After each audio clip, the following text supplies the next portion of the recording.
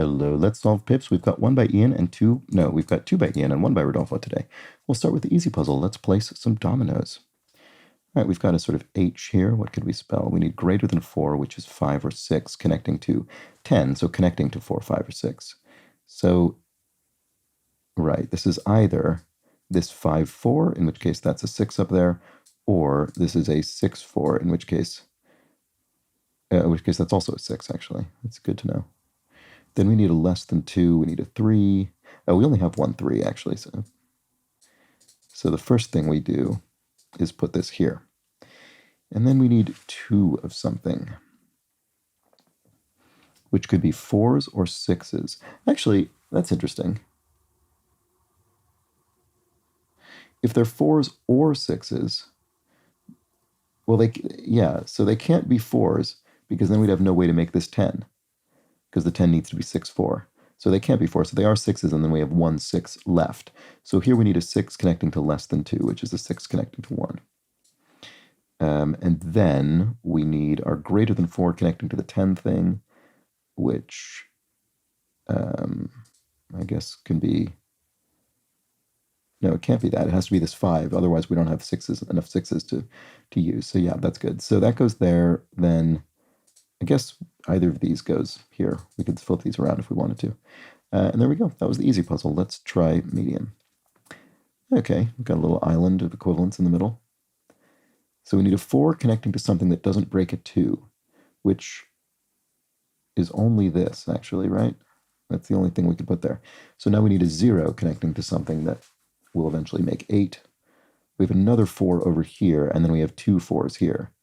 I mean, 2 4s could just go right there. In fact, I wouldn't be surprised if they did, but they could also be the 3s. It's just that, we've got some low totals in here, so we want to preserve our low numbers. So maybe we put our higher numbers far away.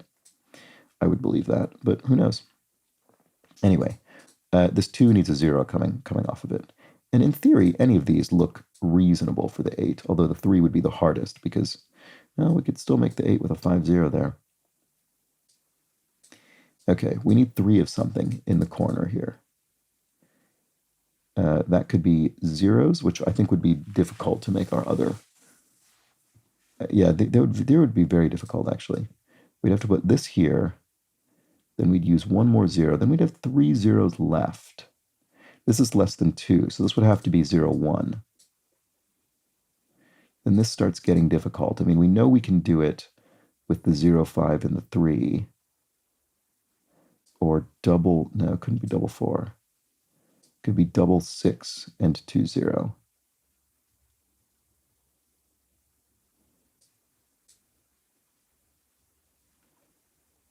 We need a 4 over there, 3 over here, greater than 4. The greater than 4 is probably 5, 0. Then this could be 0, 3. This might actually work, weirdly. We could put a 4, 6 to just get the 6 out of the way over here. 4s go in there. Yeah, this actually works.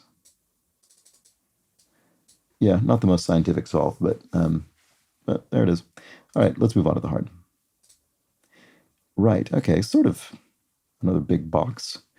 Right, we have a 12 that can only be 2 6s, and we don't have 6s in a single domino, so they need to spread out. So we need a 6 connecting to 0 or 1. We have both of those. The other side, we need 6, something that won't break 7, which looks like it's not difficult currently to achieve. Then we need the other half of the 1, so the other 0 or 1, the other of 0 or 1 that doesn't break the 4. The 4 will then overlap with something that we have 4 of, which means this 3, we've got a single domino at the bottom of that 3, and then the top connects to a 5. So the 5 needs to be connected to something that won't break that 3. And that might be actually a little bit challenging. I think we only have maybe 2 options.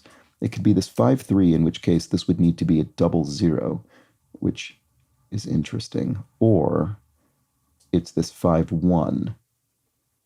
And then this would have to be something that adds up to 2, which we could also do, unfortunately. That does work. Yeah, Wait a second. That doesn't make sense, what I just did. Oh, no, it does. Sorry. I was thinking we can't make this equivalence region because we need two doubles, but that's not true. One double goes here in the corner. So what do we have 4 of? Oh, and 27 in 5 things. Oh, that's interesting.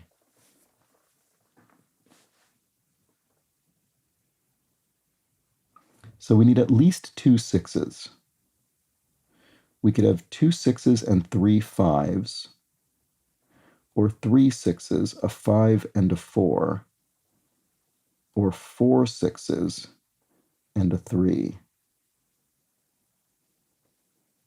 How many 6s do we have? 1, 2, 3. We have 5 6s, and we need 3 of them between the 12s, the 12 of the 6. So we only have 2 6s. So this is 2 6s and 3 5s. Is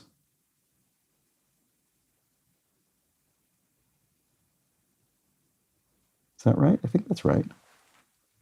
So what are we going to put in this corner here? It's got to be nothing but 6s and 5s. Do we have that? We do have that. We do have that. So that goes there. That's definite. The rest of it is all 6 and 5. 2 6, well, 1 more 6 and 2 more 5s. And that's all of our 5s and 6s used. So that's useful. Well, no, sorry, it's all of our 6s used. It's 3 5s. We have another 5 up here. That is all the 5s. Oh, one moment. Okay, I had to pause. I'm back. That was a much, much longer interruption than I was expecting. I have no memory of what I was... Oh, okay, I do remember. It was this 6s and 5s thing in 27, and then we need 4 of something over here. Right. Could that be 0? Okay, let's... I don't remember what I was specifically saying just before this. Could this be zeros? My thinking is that would be difficult, because then we'd only have 1 more 0 to play with, which would have to go in the 0, 1, which means this 2 would need to be double 1, which is possible. The 3 would have to be triple 1 in that case. Is that possible to do both of those things? We'd need at least 6 1s.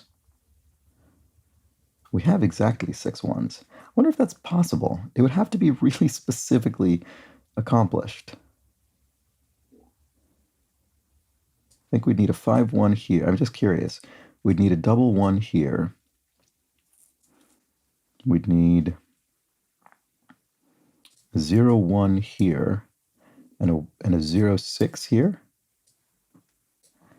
And 0, the only other 0 here would be, so then we'd need a 2. No, this doesn't work. No, we've used all of our, we don't have any zeros left. Did I miscount the zeros? Yeah, I think I didn't account for enough zeros in this particular. Oh wait, no, this is wrong. This isn't 0 6. This should be 1 6. Sorry.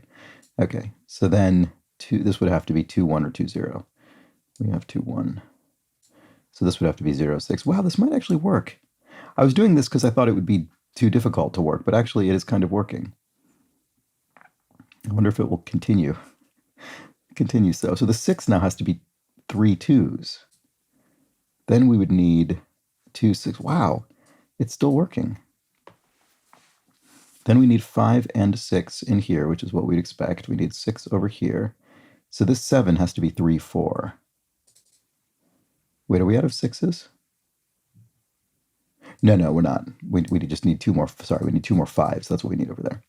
This is a 4. We only have 1 4. This is now a 3 connecting to a 5. Wow. This is a 5 connecting to a 4. This works. Oh, that's interesting. Okay, sorry. That was sort of unintentionally solved. Probably more simply than it should have been. I was just thinking the toughest constraint in the puzzle seemed to me allocating all of our zeros to this 4-cell equivalence region.